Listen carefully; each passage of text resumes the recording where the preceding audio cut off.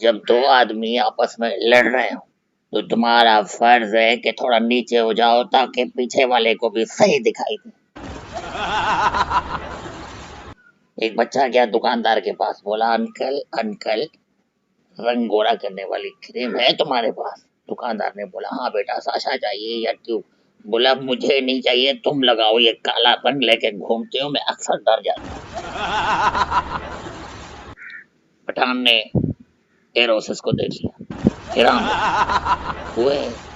वो खाना खराब, तुम्हारा शक्ल तो हमारा बीवी से मिलता है। एरोसिस ने बोला शट अप, बकवास बंद करो मिस्टर नसवार खान। बोला देखा, जुबान भी हमारा बीवी जैसा ही है।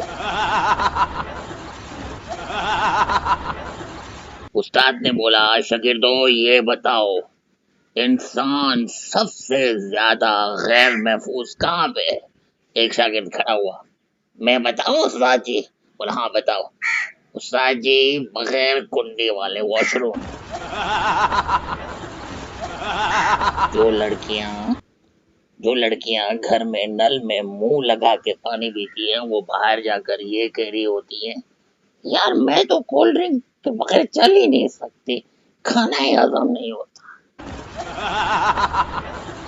मेरा रिश्ता होने वाला ही था कि अम्मा ने बोल दिया बच्चा बड़ा शरीफ है।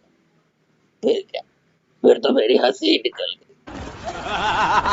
हंस क्या रहे हो? आगे शेयर कर मेरी जान।